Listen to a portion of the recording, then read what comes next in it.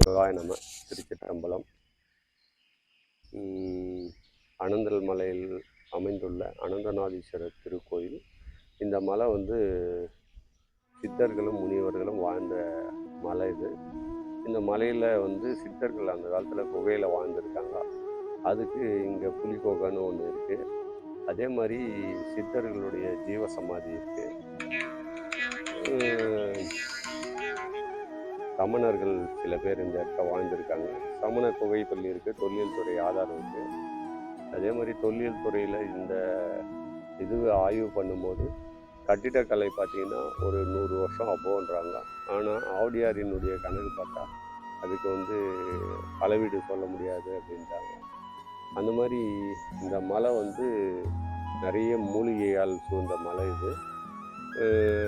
ஜொனைகள் நிறைந்த மலை இது. அதே மாதிரி இங்கே கருங்காலி மரம் நிறைய இருக்குது. இங்கே பார்த்திங்கன்னா பல மூலிகை உண்டு. நன்னாரி, நிறைய ஓரிலை தாமரை, நிறைய சொல்லலாம். நாங்கள் பல மரங்களை இங்கே மூலிகை மரங்களை தேடி தேடி திருவோடு, ருத்ராட்சம், திரிசூலம், இருளி, கடுகா, அது மாதிரி நம்ம எதிர்பார்க்காத மர வகைகள், மூலிகை செடிகள், பூ வகைகள் எல்லாமே எடுத்து இங்கே வச்சுருக்கோம். அதே மாதிரி இங்கே பார்த்திங்கன்னா 5 விதமான பாறை உண்டு.